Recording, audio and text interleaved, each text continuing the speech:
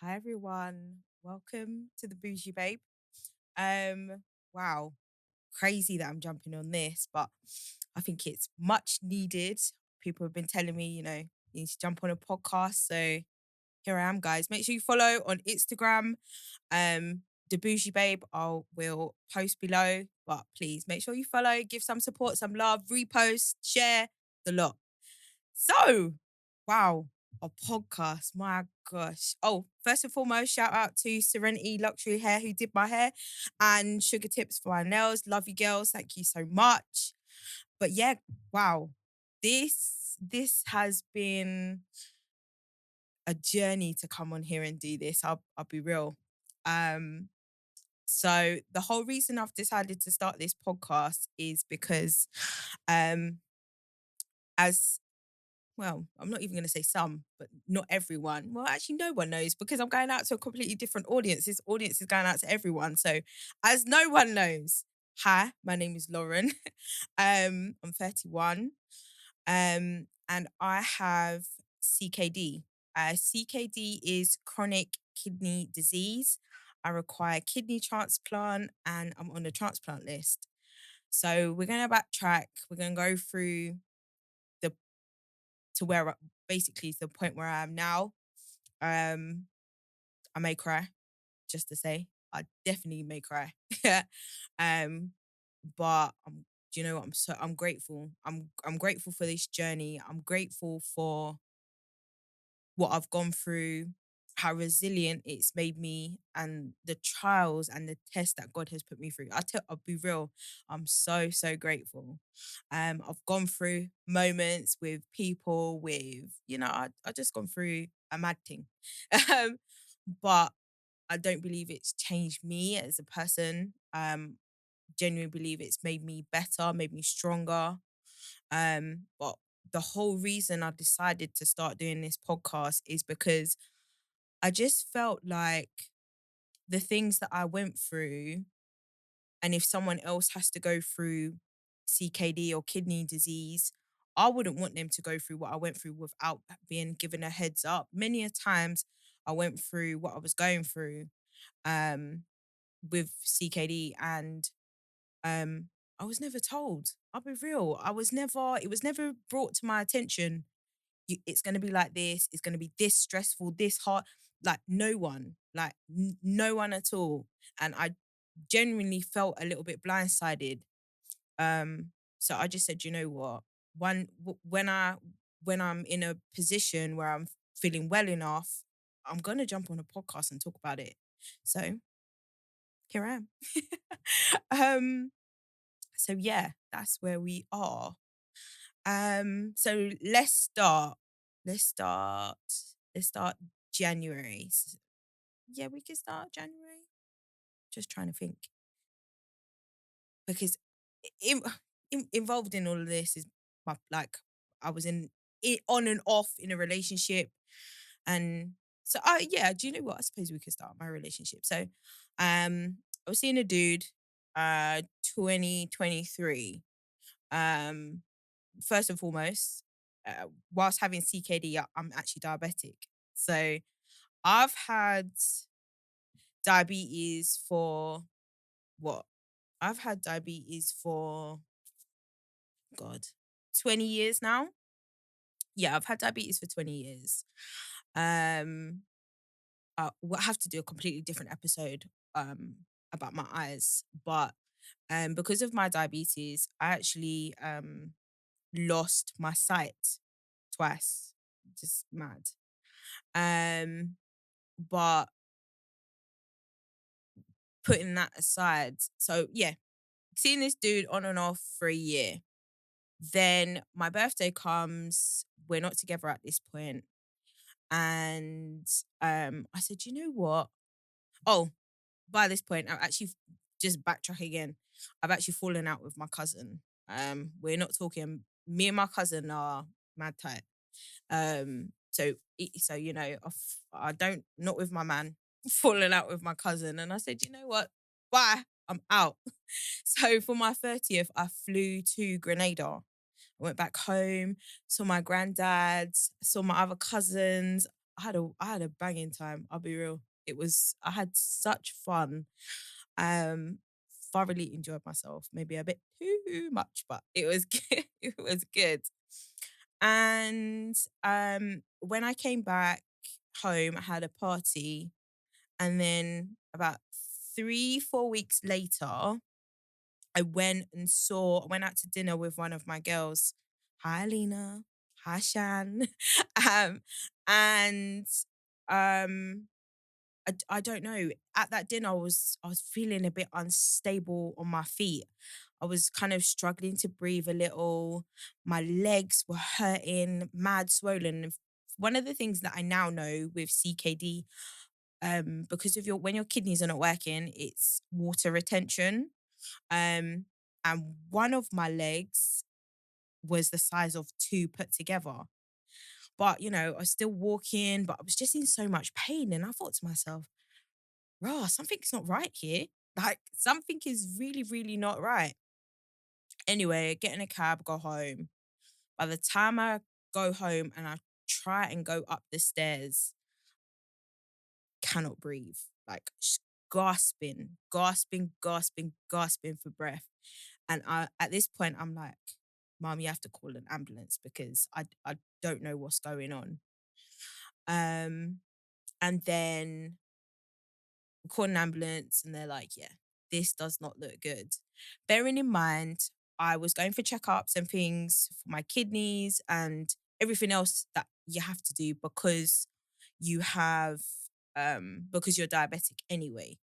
Um, so I was kind of doing all of that stuff and checking, and it wasn't really like there wasn't any like cause for concern type of thing.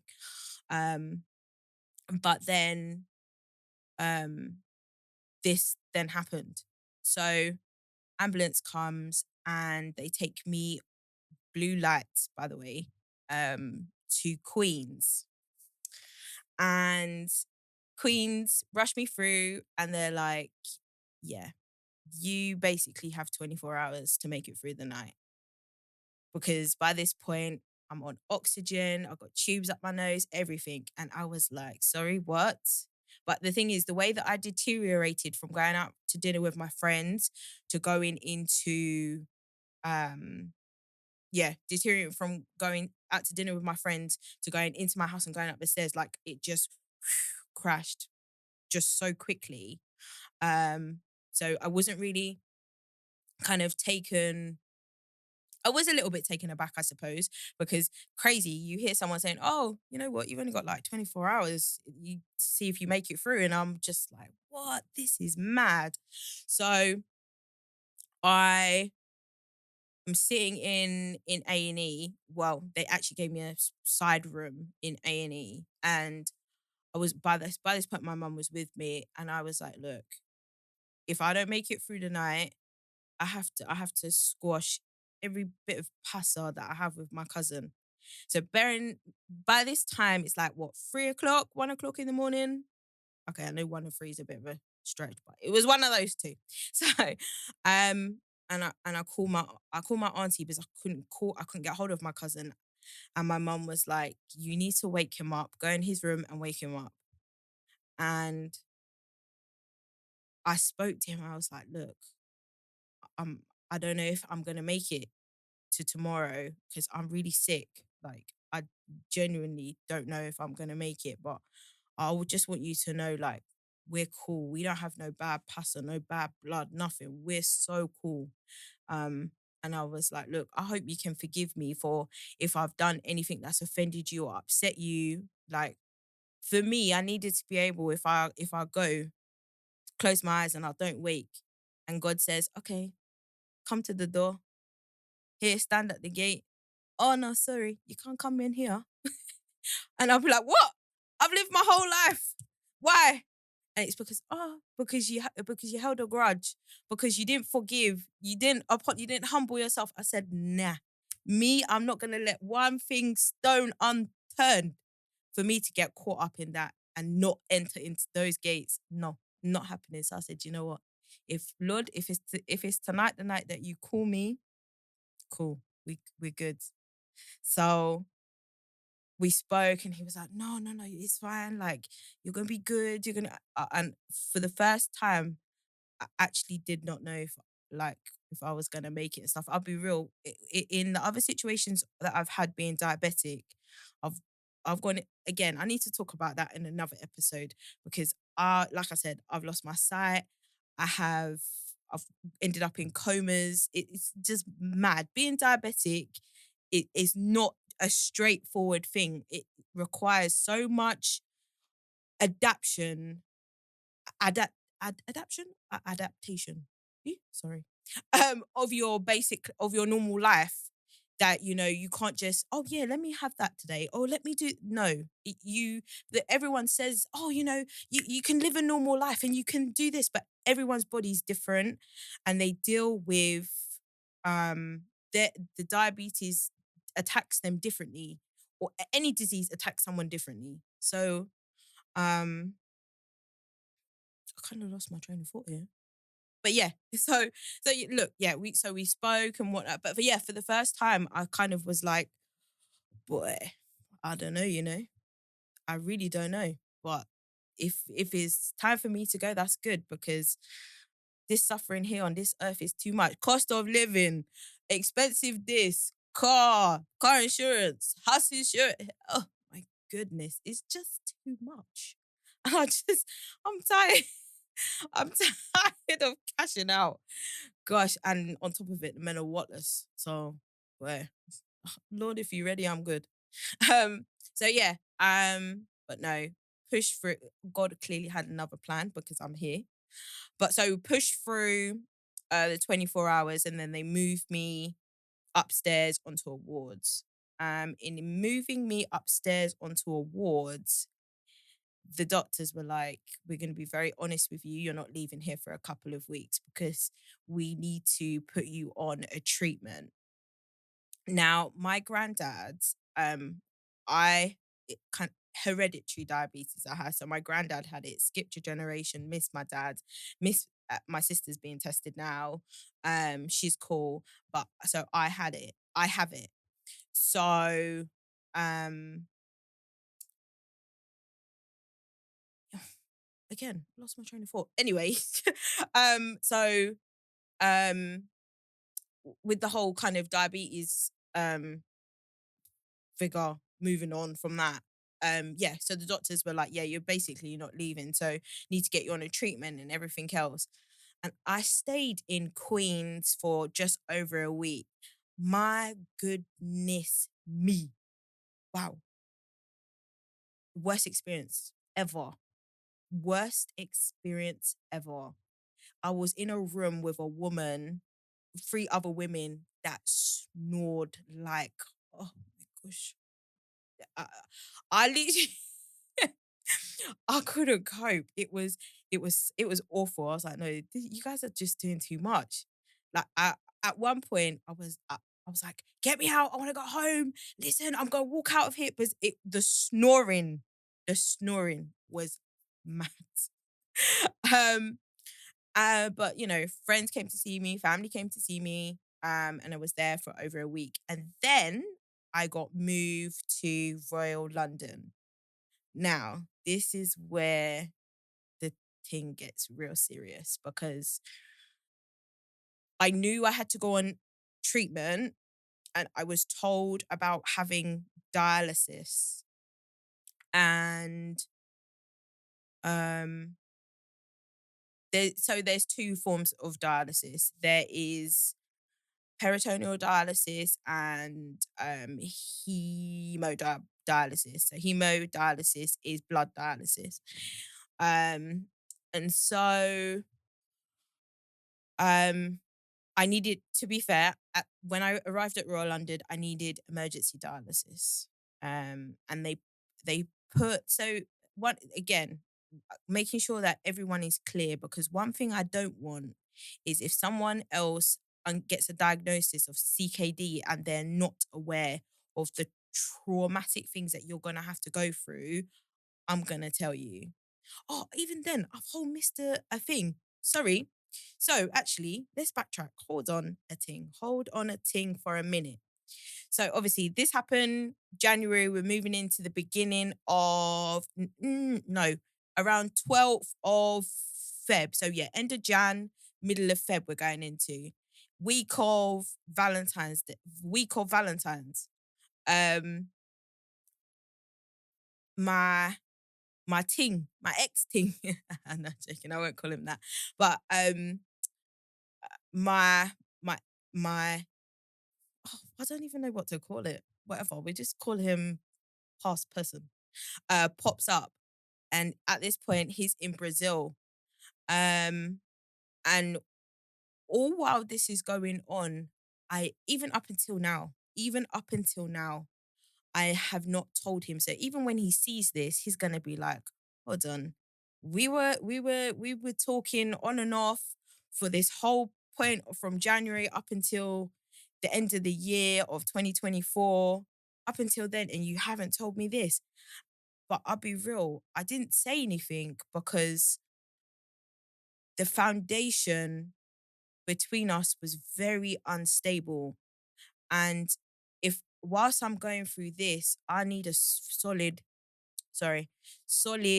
foundation of support, because if I'm going through a bad day with my health and stuff and I feel like I need someone to talk to, it can't be you go hours, days without talking to me, and then I needed you at that point and you're not around. So I just felt like I don't want to tell you because I don't feel like you'll be the support that I need with this.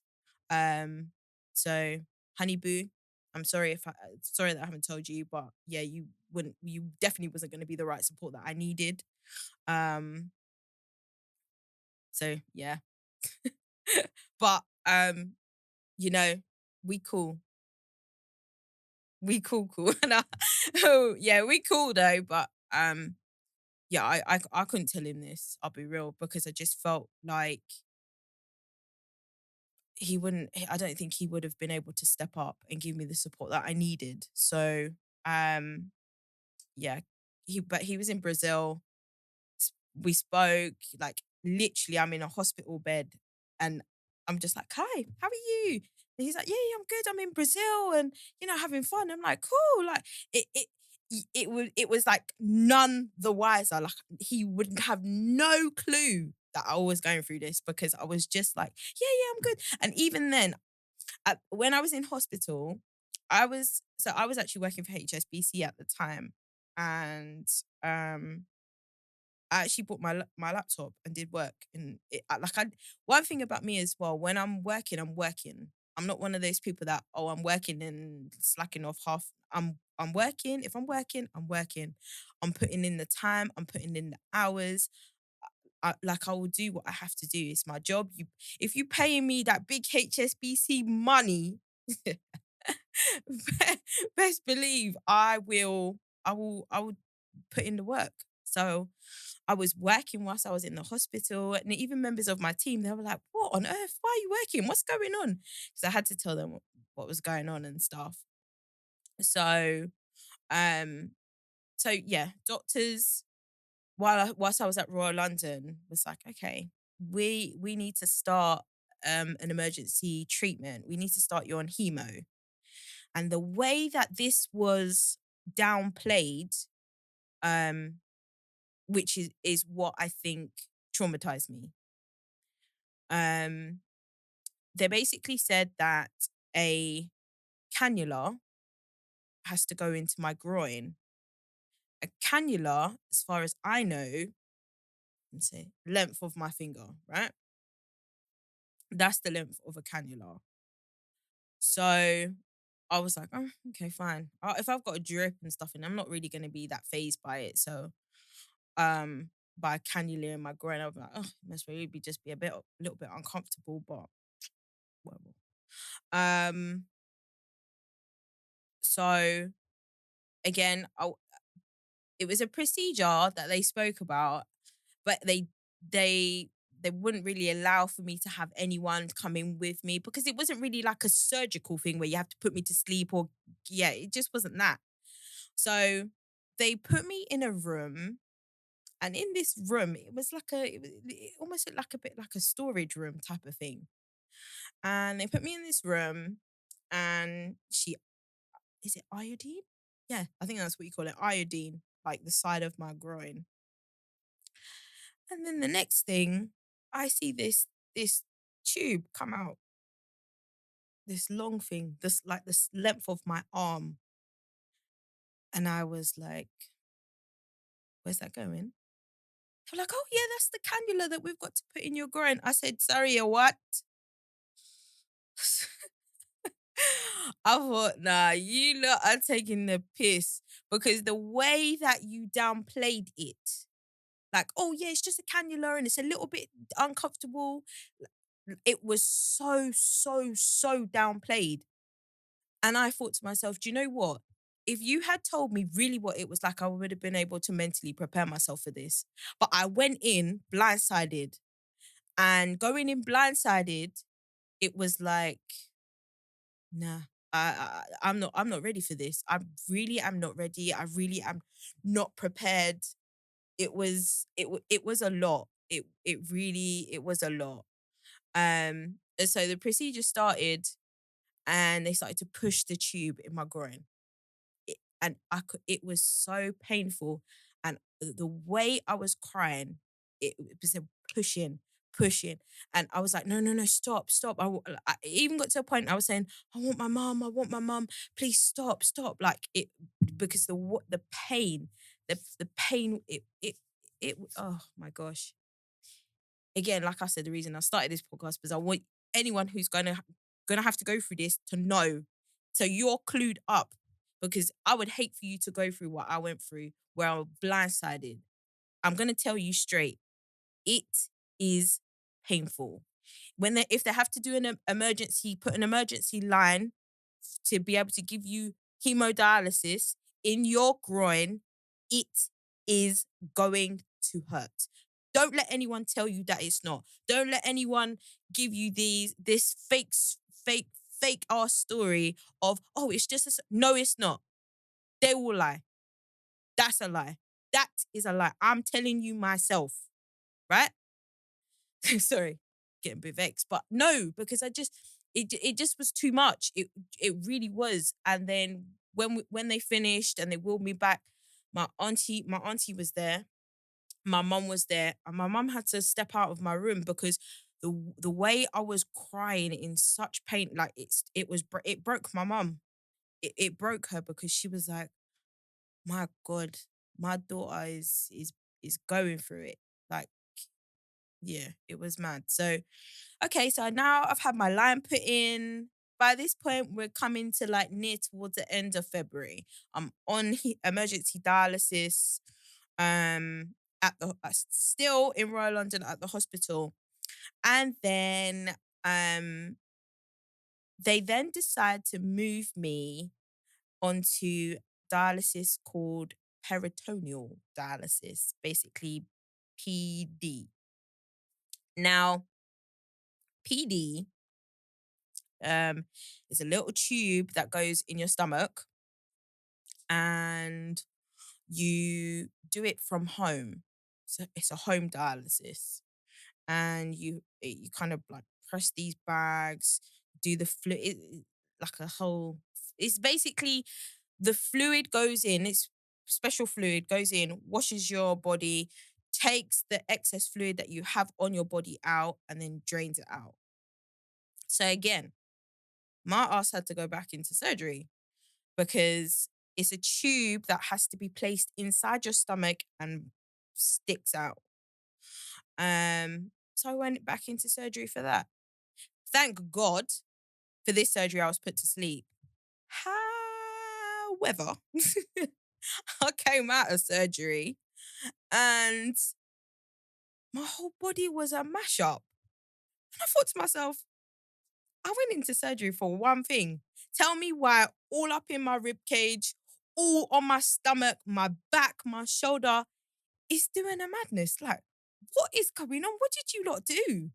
And the surgeon comes in and was like, oh, hi, how are you feeling? I said, listen, why is my shoulder hurting?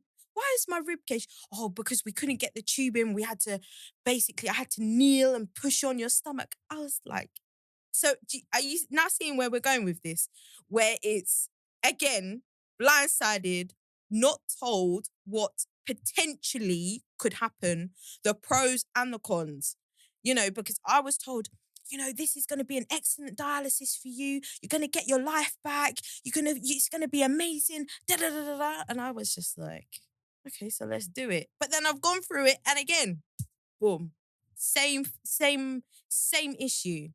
Same issue of not being told what it's really like. So I'm in all this pain. I've had the line put in. A couple of days later, I've had the tube in my stomach put in. Like, my body is taking a battering. Like, one. Time after time, my body is getting pounded. So we then start on the PD dialysis in the hospital, and then we transition to doing it at home. And it's going all right. I'm a bit slow. Um, yeah, that one thing I have to say about CKD, um, it can really mess you, like your body. It slows you down. It makes you a bit slower. Um, yeah, yeah, I can say that. So, um, I was on the treatment at home, PD at home, and I was thinking to myself, okay, I'm doing this thing at home. Why am I not feeling better? Why is it that everyone, they've all said, oh, you're going to feel better. Um, yeah, you're going to feel better. You're going to be able to get your life back. You can go back to work and this, because I actually left HSBC because I couldn't, the demand of the work, and then also with what I had going on with my health, I just couldn't do it. So I was just like, why is it that I don't feel any better? I feel worse. I feel awful. Like, I just feel so bad. But I said, okay, I'm just going to persevere. And I was speaking with the nurses, and they're like, oh no, you're very new on the treatment. So, it makes sense why it hasn't fully like worked out with you and stuff like that. So I'm just like, okay, let me just keep persevering, keep trying. But then the first situation happened where I was started to retain water again. Let me swap my legs. Oh, yeah, I was starting to retain water again. My legs were starting to get swollen. Um, yeah, my legs were starting to get swollen. The fluid was going on my chest, and I couldn't breathe. So boom. Around this time, so let's go back a little bit. By May, June, I'm on dialysis at home. May, June, yeah, May, June. Think I've been on it for a little while. So then that's my first stint. Boom, back in hospital. Drain the fluid off because the fluid ended up going on my lungs and back on my legs. Boom, drain the fluid off. And then we go again. But I still was feeling really unwell. Then what? Then 4 weeks, boom, back again. And then back again, back onto the back onto the PD dialysis. And all between while this is going on, my periods were having a really bad effect on my on my hemoglobin. And basically, bearing in mind, none of this ever happens. Like, I've had periods since I was like 12, 13, and all up until now, I've never had a problem with my hemoglobin. But because of CKD, I've had a hemoglobin problem now. So my hemoglobin, um, when I get my periods, are crashing. And they're dropping down to a point where I'm passing out. I can't stand. Room is spinning. I'm constantly, like constantly like projectile.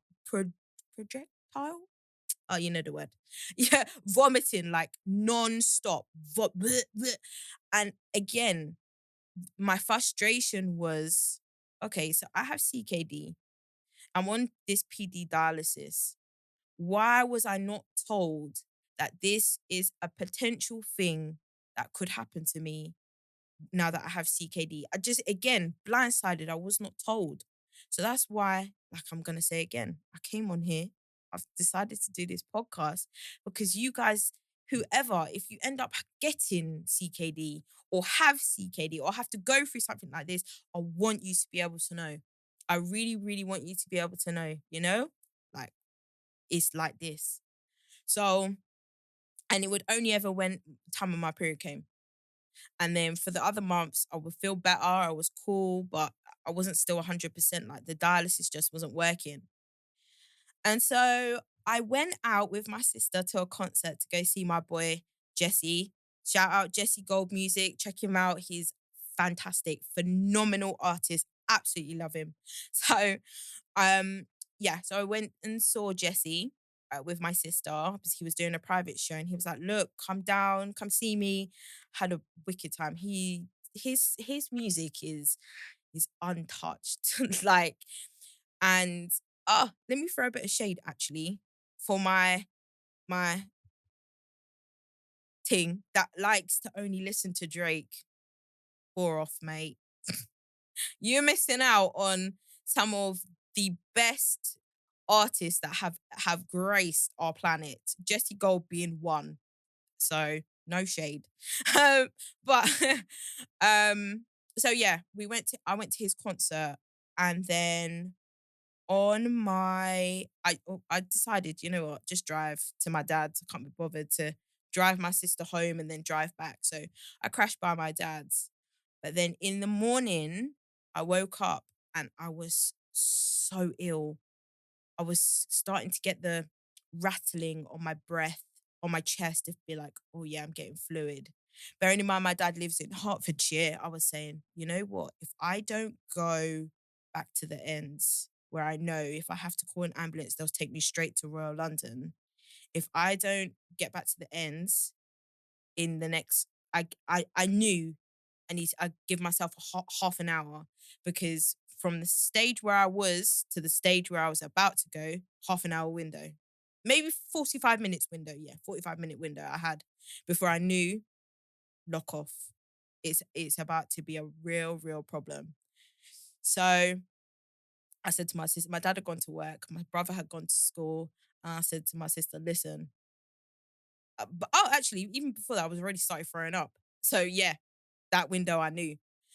And I just said to my sister, look, I'm going to get in my car and I'm going to drive. I need to go home. She was looking at me like, this girl is crazy. Like, you can't go. And I was like, if I don't go, we're going to be in a really bad problem. So I got in my car, and this is where I know I'm going to get upset. This is where I know I'm going to get upset. So I got in my car and I drove, and I reached Loughton. Now I have a friend, and I will call them a friend because well, to be fair, boy, let's just leave it at friend, yeah. But I have a friend in the Loughton area.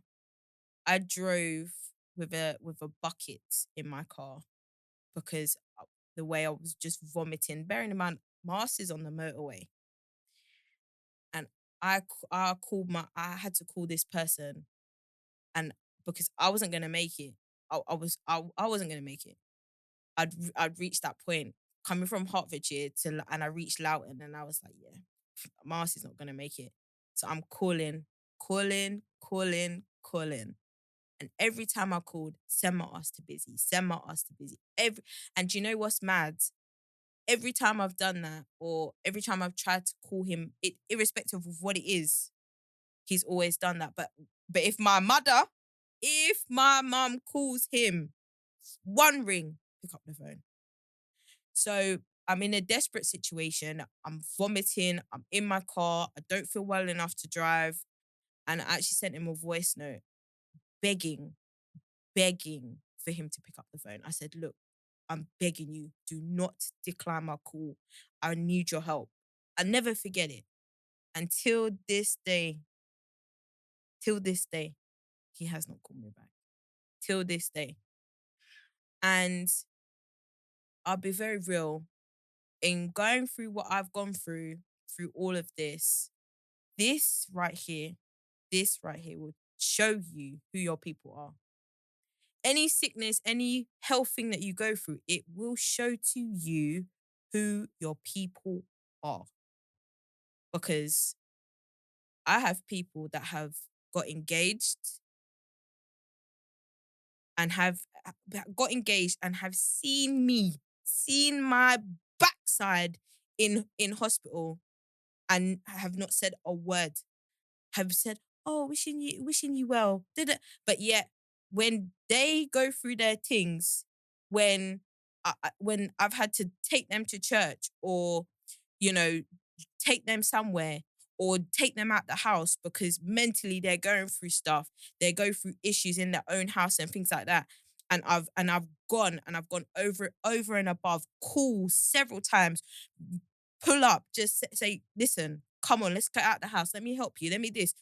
And when I've gone through this and those people I haven't heard boo Kitty from, especially the one that got engaged, she's a disappointment.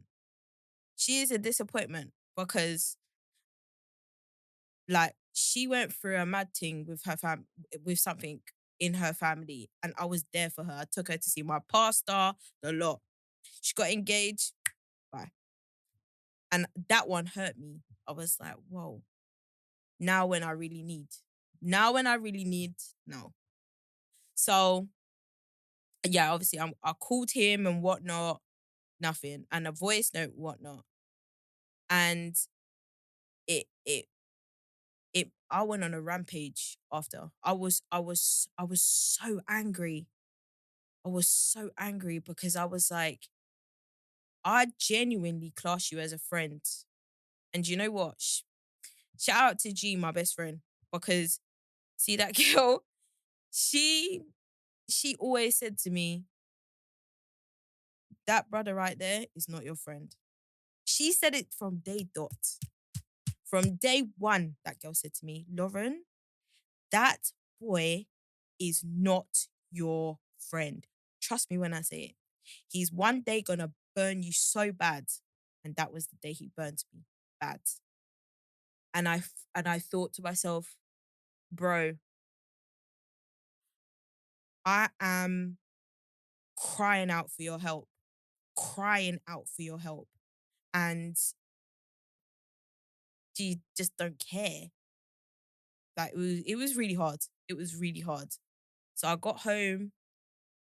I actually managed to drive myself home with my bucket on my lap. um, I got home and I said to my mum, I said, Mum, I tried to call him because I needed someone to bring me home because I reached Loughton and I couldn't do it. And my mum was fuming. Like she was ready to go on a warpath. And I was like, no, just leave it. But she was like, you reached out for help and he literally turned his back on you. And it's not that when he needed help or if it's been his birthday, you've always tried to do something nice for him or be nice towards him. And this is what has happened. Like my mum was really upset, I'll be real. But I think my emotions got the better of me when I got into the house. Bearing in mind, I'm still badly sick. And I go on Instagram and I'm like, I definitely didn't tag him, even though I've become a bit more reckless with that now. Again, CKD, any form of sickness can make you be like, YOLO, I'm coming for you. Um, and I was like, oh, is this what friends are like? Is this, da, da, da. I just went mad. Just kicked off. And then another friend that I have, that again, this is what I mean. This thing here, this CKD just had me chopping up friends, chopping them up. And I'm so grateful to God because he was like, I'm exposed to you who your people are and who are not your people. Because you, Lauren, you like to be everyone's friend and not everyone your friend. And that's another thing that G always says to me. She's like, listen, You think everyone is your friend. Everyone is not your friend. So I put that on my Insta story, and then she messaged me. She's like, "Oh my God, what happened?" Da, da, da. And at this point in time, I think I just reached a point of just enough. Like, enough of being sick, enough of going through this hard moments with PD dialysis, just enough. Like, constantly feeling unwell. Like, my body felt like it was breaking in half constantly. It, I just at that moment, that is the first moment I can say I had my first mental shake. Like, like my foundations were shaking. And can you imagine if I was still dating my man, and if I came to him like, "Oh my gosh, I'm struggling," and da da da da, and he's very inconsistent with his communication. Don't speak to me this day. Then I go 2 3 days. That would have been even worse. So she messaged me, and at that point, I I definitely took it out on her, 100%. Um, and I basically was like, but she knows him as well. I was like, "Oh, you know, I'm sick. I was calling and this and that and blah blah blah blah blah." And he's ignored me, and I'm too unwell. Da da da da. And she said to me, "You know what? It's okay. Like, don't worry about it. I'm praying for you." And I said, "I appreciate the prayers. Listen, one thing as well. Anyone praying for me, I appreciate all of you. Every single one. Every single one. Any of you praying for me, I appreciate it. But sometimes, sometimes that's not what you want or what you need from your friend. Sometimes you actually need your friend to pull up, sit with you, talk to you about this thing that you're going through." I'm a single child from my mum, but my dad has my sister and my foster brother. But um, so being with my mum is just me and my mum. So I'm by myself. I have my friends and stuff, but you actually then need people to pull up and check on you. Um, and I basically said to her, like, "Look, I appreciate your prayers, but you cannot understand what this is like." Bearing in mind, I've pulled up to my yard, I'm inside my house, I've done my mad thing and posted on Instagram and done my story and blah, blah, blah. And she's talking to me, and I'm approaching the 30 45 minute limit of me being KO, like right off. And I said to her, "You cannot understand. I appreciate your prayers, but you cannot understand." And it wasn't a point that I was saying that she cannot understand, like, not just because you don't have it, but if you was to go through this, yes, I have the support of my mum, I have the support of my friends, my close friends, the ones that I know that when I went in hospital the first time, they're coming to the hospital, them people, yeah, that support. But everyone has their own things that they have to do. But I said to her, you won't be able to understand. And if you have to go through this, you have your husband by your side. It's very different when you have a parent by your side and you have to go through it.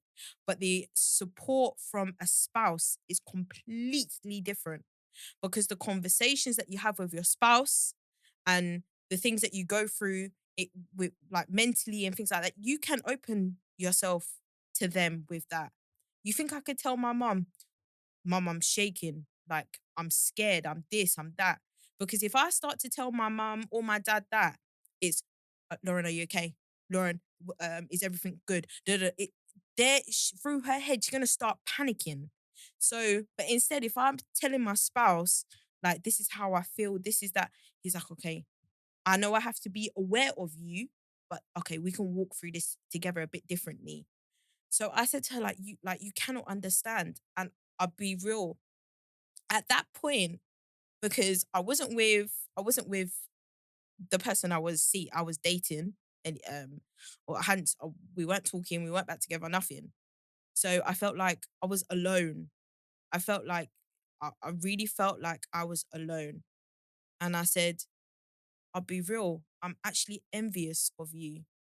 Like I'm envious. And one thing with me, I have no shame in being honest and saying how, the like how I'm feeling. And oh, sorry, getting a bit hot.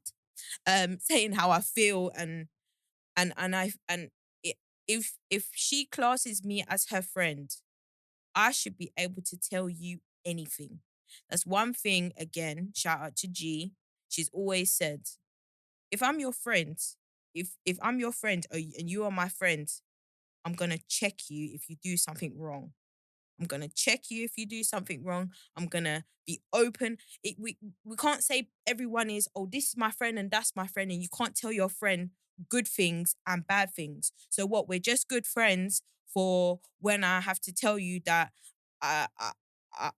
I'm talking to a guy, or we're just friends when we want to go out to dinner or things like that. But we can't be friends if I say to you, listen, I'm struggling, and it's very difficult for me to see your life because my life is stuck and I'm very sick and I have all these things going on, and I find it really hard, and I'm so happy for you, but that doesn't mean that I find it difficult to not to watch it. So even so, exactly what I said, I'll be real. So I said, yeah, I'm envious. And this girl took a step so far back from me. And yeah. So okay. And so by that point, my 30-minute time period done. Done. So I just knew, yep, go time. Ambulance came, and I am it with my decision with myself, I said to myself, if I go back in with the same thing, I'm switching dialysis. I'm not doing this home dialysis anymore because it's not working for me. I feel sick. I'm still unwell. I'm just not doing it. And boom, lo and behold, went back in for the same thing. Shout out, do you know what? Talking about friends and visiting me in hospital, shout out to my girl, Mags the chef. Follow her on Instagram. This girl know how to chop up some serious food. What? Queer? My goodness. She was coming into the hospital and bringing me dinner. Yeah. She chopping that good food. She does like private dining and lets come inside she'll come to your house, and beautiful food. And you know what? Hospital food is dirty. So nasty. So I was so grateful for her to bring me dinner because I just couldn't cope. So yeah, so we went in, and I started, oh, my legs. Hey, my legs are getting squashed. Hold on. Wow. So um excusez-moi. Hold on a second.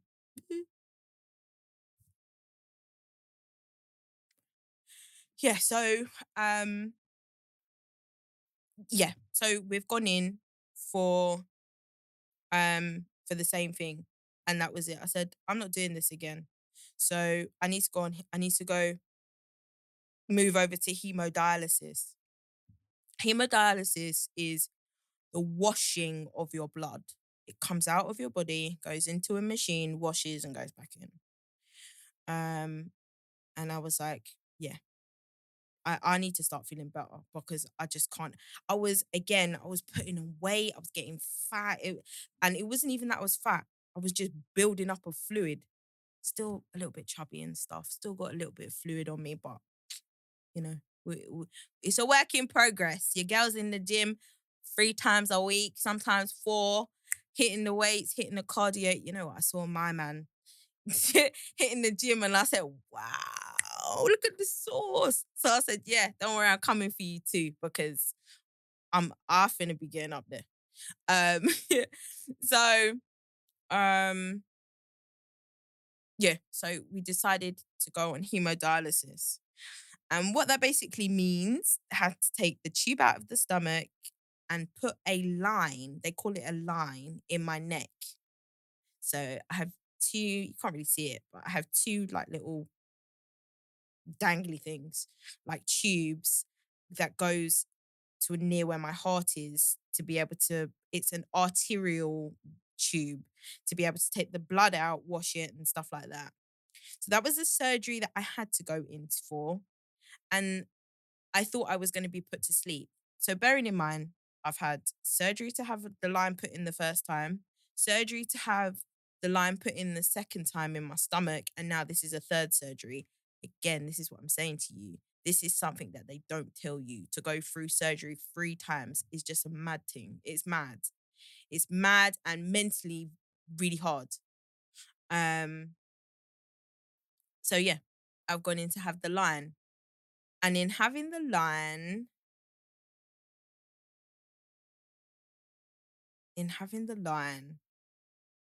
for me, that was my final straw. That traumatized me beyond measure. Um, when I came out of that, I cried maybe every day for 2-3 weeks straight. Yeah. Um, I thought they were gonna put me to sleep. They never. I was awake, and the doctor basically was just like, "Don't worry, it's gonna be a small procedure. It's not gonna be painful. You're not gonna feel anything. You're not gonna feel much. It's gonna be fine." And yeah, here they come. Oof.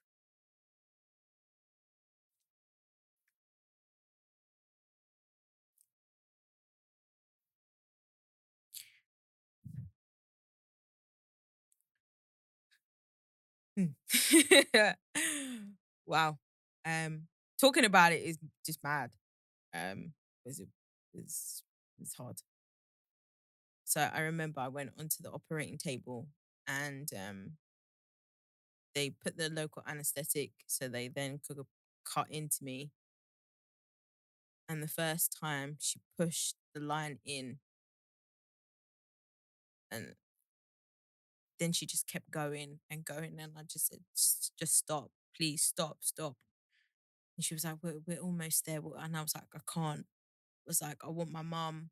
I was like, someone get my mum. And they were like, no, let's just finish. Just finish. I knew I needed hemodialysis. I knew I needed my blood washing. I knew it. I knew it. I just knew it. But I just didn't think it was going to be that bad. The way I was screaming, because, I wasn't put to sleep. I was awake. It's cut me, shoved tubes down my arteries, and then stitched me back up. And then within an hour, I'm on a machine for my blood to get washed, pumping through the tube, through the pain. And went home, and I never when I went home like a week after, and I just never forget that. Especially the first week, I was just sit. I'd do, for example, I'd cook or something, and I'd go sit down in my room and I'd sit there and I'd just cry. I'd cry and I'd be like, what I went through was mad. What just happened a week ago? Mad, absolutely insane. But one thing, even though I went through it, I'm so grateful, so grateful to God. You have no idea. So this experience has made me resilient. There's nothing that the devil can come bring to me that I cannot just say, what next? Bring it, come, let's go, innit? Like, bring it, let's go. Let's go. Serious. I finna be on war with the devil, because me, what I, what I've been through, it's made me strong, so strong. But one thing it hasn't done, it has not changed my character as a person. I'm still, with all of this. You know what, I look at myself and I say, through all, I'm not saying that I didn't go through really difficult moments, that I didn't really cry and I got upset. Not saying that at all, because I did. There's times that I on my knees crying out to God, God, give me strength, help me, trust me. But one thing, I never changed. Like it never affected or made me like sink into it type of thing. You know when you hear about people that go through health problems and things like that and they get very depressed, and that never happened to me. Never, never, never. Listen, I'll go to, you know what Caribbean people are like when they go to funerals. It's like a party thing in the evening, in the hall and stuff. Listen, the moment the jungle came on, I was busting the steps quick time. And people are like, "Eh? You have kidney failure. You're on dialysis and you're like this." And I was like, number one, power of God. Number two, again, power of God, because of because of the power of God, you wouldn't even know that I would have CKD. Number one, no, yeah, you wouldn't even know. Number two, he allows for me to still be myself, allows for me to still be Lauren. And boy, do I love being Lauren. I do. Lauren is crazy. Lauren is crazy. Lauren loves to chop seriously good music. You know, a bit of Capleton, a bit of boujee Bantam, Frank Sinatra, 100%. That is my guy. Um, another Thames. Yeah, you know what? When you drop some Thames, the way I just get in my so you know, and people say, "Oh my gosh, you're so happy and you're so," and I'm like, yes, God, I cannot put it on anything but that. Again, I'm not saying I did not go through difficult moments and it was not hard. It was. It was. My body was crushed, like literally. Sometimes the pain overcome it. The pain was so bad in the backs of my. Uh, I, sometimes I don't even know how I can describe it in words how bad it was, but I was still myself, and I'm grateful. I'm so so grateful. Like I love being me. Being me is fun. Being me is mad fun. Even during all of this, when I was going through like dialysis and stuff, um, me and my dad, we went to City Splash last year. That thing right there, best experience, best festival, best experience. I went and saw no one else but Mr. Fireman. What? Capleton. Oh, Fireman. Wow. And then Beanie Man. Listen, there's no way that you can top that City Splash. Impossible. Impossible. You had Capleton, you had Shensia, and you had Beanie Man. What? Nah. Sorry. Y- no one can come and chat to me and tell me that there is another City Splash as banging as that. Nah. I know Vibes Cartel did his thing in Jamaica. Yeah. Okay, cool. Sure. But Capleton. No, no, no.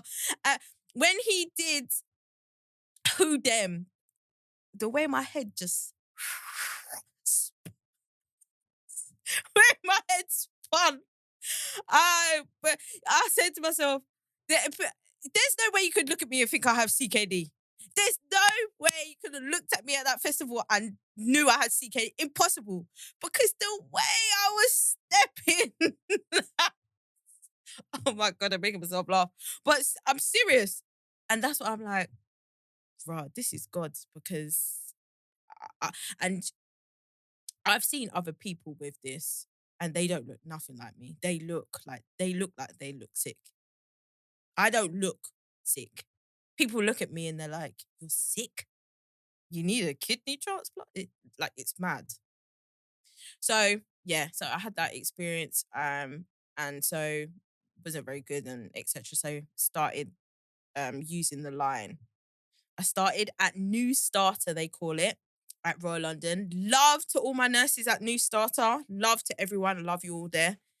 Um, Serious dialysis team. Serious, serious, serious. Big up to yourself. Um, Doing dialysis Monday, Wednesday, Friday, 3 times a week for 4 hours. And then I moved to from new starter to AB ward. And let me set up again. And in all honesty, when I moved to AB, I was like, nah, this is not for me. This right here is not for me. Not at all. This is not for me. I'm not feeling this at all. I felt like, I actually felt like I was a person that had an illness because there was just people everywhere attached to machines. It just looked like cattle. Um, and yeah, I struggled with that, I have to say. And then what happened then? Um, I got to know my Nurse Gillian. Big up yourself, Gillian. um, serious nurse, serious nurse, Nurse Gillian. That's my that's my dialysis nurse at the moment. I'm with her 3 hours, 3 days a week, Monday, Wednesday, Friday. And we started heavy on the treatment for dialysis. Heavy, heavy, heavy, heavy. And up until we are now, my myself is back in the gym. I'm back to work. I driving. I'm traveling. I'm living my life. One thing with me, this thing will not stop me. It will not stop me. It will not stop me. It will not stop me. But I strive to be able to inspire others to say, you know what, you will go through these hard moments, but one thing I will tell you, you will come out on top. You will come out on top. You will feel better. It will happen for you. Like, don't think that you're stuck and there's no way out. There is. There's totally a way out. And you know what? Here's now my Instagram. Started the podcast. Reach out to me. Send me an email. Send me a message. DM me on Instagram. Anything. If you want someone to speak to, I am here. Like, seriously, you do not have to go through this alone. You do not have to go through this alone. You will not go through this alone. Um, one person actually, one person that I must speak about. And when I was speaking about friends and things like that, is my best friend Patty. Well, I call him Patty, but his name is Patrick. I lived with him when I did my degree at uni. And bearing in mind, he lives on the other side of the world without fail. When I first was diagnosed, every day, he was waking up early, going to bed late to match the time difference to be able to speak to me. And he was on it. So and that's why I was saying, okay, so if I have someone that is on the other side of the world that can make the effort to make sure I'm good, check in, see what's going on, transport, and I have friends that I have known from when I was in boarding school in Cambridge, um, friends that I have from Cambridge that I haven't heard for months.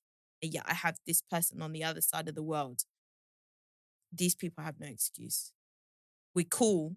We're really cool. Nothing but love for you. Nothing but blessings and prayers. Trust me. But I'm disappointed because that just shows to me it's not it like the level I place you is not the level where you place me. And it was the thing that was what God is. It was like, I need to show you. I need to show you.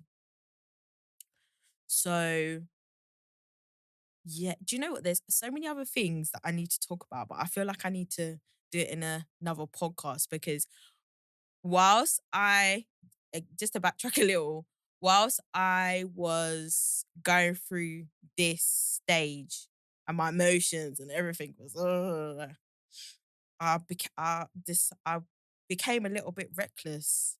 I started moving a bit mad, like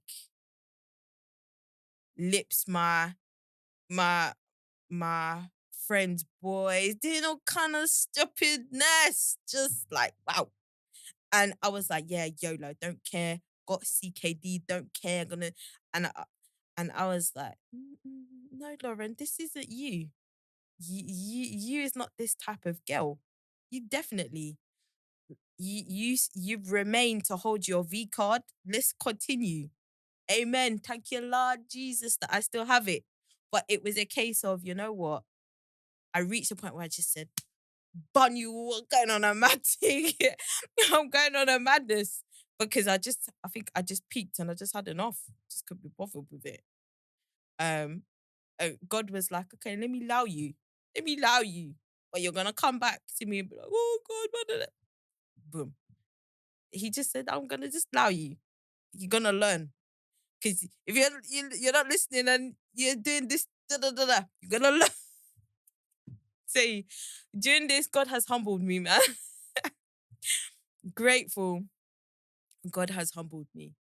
Um, so okay, so let's go back a little bit. So I was now on in AB dialysis, and something accused me within my conscience and said, you know what, Lauren? Oh, sorry, I have to rewind. Rewind. I was just at New Starter. Yeah. At New Starter, this happened. Something accused me in my conscience. And bearing in mind, I was at New Starter and I was getting established on hemodialysis treatment. So I was, I was better, but I wasn't the best on my feet. I couldn't like get on the train, get on the bus, and just go everywhere. And that's another thing as well. I took for granted the very small things, like being able to get on the bus or walk to the end of the road. I couldn't do any of those things. Um, and now being on hemo, I was starting to get a bit better. Like my mobility on PD dialysis like mashed me up completely. Like, I just I couldn't walk. I was having to be driven everywhere. It was really bad. So yeah, started back. So when I started on hemo, I was feeling a bit better and stuff. And now I was starting to get on the bus, train, and no, sorry, let me backtrack. I wasn't getting on the bus and the train, but I was starting to feel a bit better within myself and things like that. So then my conscience accused me and it was like, Lauren, you know what you said to that girl about how you're envious of her? Like, I get it and I understand, but you should apologize to her. Um, And so I was like, yeah. And it's not that I didn't speak to my friends about it. Like I spoke to Patty and Patty was like, look, and another friend of mine, they both said, look, don't think that person doesn't not know what they're doing. When they post things on Instagram and they're kissing and this all that with their husband, don't think that they don't know what they're doing. They know what they're doing. They know that they're posting that because they want for other people to see it. They want people to see that. So don't think that that she's not out, like she's not running a game. Not a game, but she's not running game. Trust me when I tell you she's running game. That's what they said to me. And I was like, they says, trust me, this girl running game. And I said, oh, wow. And there's something that my dad also then said to me. He said, look, what you also have to remember is you stepped to her wedding dressed hella bougie. That's why podcast is called a bougie babe. Because one thing about me, one thing about me, I always finna dress nice. And the thing is, yes, I went to her wedding. Had an outfit made by Sophia Tell. Shout out Sophia, that's my girl. Follow her on Instagram. Check out her stuff. She made me a banging, banging, beautiful blood orange two-piece suit with a corset. Oh my God. So, I stepped to her wedding wearing that. And my dad said, look, anyhow, you come to my wedding dressed how you was dressed. You came dressed for war. You came dressed so on point. Like your drip was just dripping. There's a puddle on the floor. My dad said, if you step to my wedding like that, trust me, best believe my eyes are going to be red towards you. And I was like, oh, ooh. He's like, no, seriously, because you came so on point.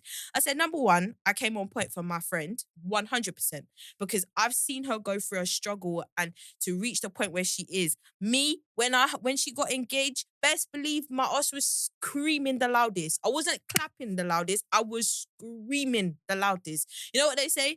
For the rooftops, that was me screaming from the rooftops because I I was boy was I happy, and the piece of rock. Woo, yes, husband did a thing. I was so happy. So I said, you know what? For that wedding, I have to step out correct because my friend is getting married and there's going to be very important people in there. So I can't just be coming with any old thing. So no. And even then, I don't just step out dressed anyhow. I come step out dressed correctly. So my dad was like, look, if you came dressed like that to my wedding, I couldn't care less if it was orange or pink. Because I said to him, Dad, it wasn't white. He's like, I don't care. You came dressed so hard. That's not good. So, but like I was saying, number one, that's my friend. But number two, bearing in mind, I'm single, not with my man, I'm not with anyone else. I'm by myself. So, if I'm going to a wedding where I know number one, well, well-rounded people, important people, and possibility of other singles, you think I'm just gonna go to a wedding looking anyhow? Oh, sorry, anyhow, mad. I'm gonna make sure when I walk in, a single man is gonna turn his head and say, "Oh, who's that?" For sure, because what am I meant to do? Remain single for the rest of my life? You must be mad. Sorry, that's not happening. And this is another thing. Us as friends, if we get married, put your friends on a table with other single people, because especially single men, because then what it can be a case of, they start talking, then a relationship can actually form from that. Oh, how did you meet her? Oh, I met her at my friend's wedding. Do you get what I mean? Like, you didn't go and pick her up in a club or something stupid. You met her at your wedding. And bearing in mind, if you invite someone to your wedding, because you don't just invite anyone to your wedding. You invite people that you're close to and that you're friends to your wedding. So, of good character, good person. So I thought saw it as an opportunity. If there was anyone that at least then you know, I could step to them, they could step to me. I was dressed well and so forth, so on and so forth. So I decided, okay, you know what? I'm gonna buy some flowers. And bearing in mind, like I said, I couldn't get on a train, I couldn't get on a bus. Her office is in the city near Chancery Lane. Um, and I bought and had made the most oh, these flowers, man. Wow. They were so big, they couldn't even fit in the car. I had to push the chair back and put the on the floor. Flowers were huge and they were gorgeous. I called the office to say, like, I need to drop these flowers for someone. Do you know if they'll be in? And they said, no, no, no, but they'll be in on the Friday. I said, "Oh, okay, can I please drop them?" I drove from the ends into the city, paid the congestion charge, and then drove back because I couldn't get on a bus and a train. The flowers were delivered. I was told the flowers were delivered. I was told she received the flowers. Till today, today, I haven't received. I've received the flowers. Let me tell you one thing. I'm not expecting a thank you. I don't expect a thank you. But what I do expect is an acknowledgement of receipt. Because you don't know what I did or what I had to do to get those flowers there. I didn't just, oh, let me just go to the florist at the end of my road and jump on the train and the bus. No, because I physically couldn't do it. You don't understand the sacrifice that and that's what I'm saying. CKD makes you realize the very small things that we take for granted can't not now do. So I wasn't able to just get on a bus and train and drop. I had to drive because I couldn't even walk to the end of a road if I wanted to.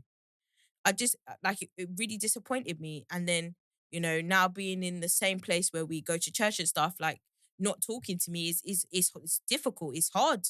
Like trust me, I lay down serious prayers about it because like I said, this person was my friend. We're really cool. You don't just invite anyone to your wedding. So, I got mad love and respect for her, mad love and respect for her husband, mad love. They cool people, like cool people, but it's just like it hurts. So yeah, dropped flowers, did what I had to, and still, and I'm gonna start wrapping it up. And before we go into our next one that we do, second episode, mad that I've actually done this, that I've started talking about this, but good thing that I've spoken about it. CKD, CKD. Wow, CKD. Crazy, crazy, crazy thing. Um, to the point where I'm at now, I'm on the list for transplant for a kidney. And I'm not just having kidney transplant, I'm having kidney pancreas because we're going to get rid of the diabetes. We're going to kick its butt out. Um, and this is where we are. We're here on the list for transplant. We're here. We're back to gym, work, this. We're back. But it's taken a long time to get here. The support from my UCKG Universal family. Shout out to you lot, man. You lot come ready for war. I have to say, my family there, they've fought with me. I'll be real. There's some people I've done mad things for their weddings, and it took them months to message me, call me. Disappointed, very disappointed, very upset, very let down. But the assistants in my church, especially Miss Bola, Mama Bola, yeah, serious people, serious people. My friends, Patty, G, Margaret. I I've reached I've reached where I reached because of the support from all of you guys. The support from my family, my Johnson family, in the WhatsApp group chat is a you know what family group chats are like, but mine is on another level. But no, like my family was coming in on rotations in the hospital, bringing me Nando's, coming to sit with me. My I'm just grateful the support network I've had. And if you don't have a support network, you have me. You have me. I'm here. I really am here. I'm gonna ride with you if you need it. If you need someone to ride with you, to walk with you through this, I am here because I have gone through it and I'm telling you, you can come out on the other side. I'm a walking and living testimony of it. Trust me. So it's Valentine's month, actually, Valentine's Day month. So I feel like I need to do a love episode. Bearing in mind, I was going to bring G on the podcast because I want to talk about like love life and things whilst having CKD and things like this. So I feel like, yeah, it's Valentine's Day month. So let's do that one. Next episode, we're gonna talk about relationships, situationships, especially whilst I've had CKD and things like that. So yeah, thank you very much for watching my first ever episode. Oh my God. Thank you very, very much. Thank you for the love, for the support, for the prayers. If I've offended anyone, I apologize. If I have upset anyone, I apologize. I love you all, and I'm here to just honestly speak about this truthfully, my experience, and shed some light. People have always said to me, Lauren, you speak honestly, you speak truthfully, and I think you have some wise and wise wisdom and words to pass on. So I hope that this podcast will do that. And I love you all very much. I'm praying for you all. Um, and we will see you on the next episode. Bye.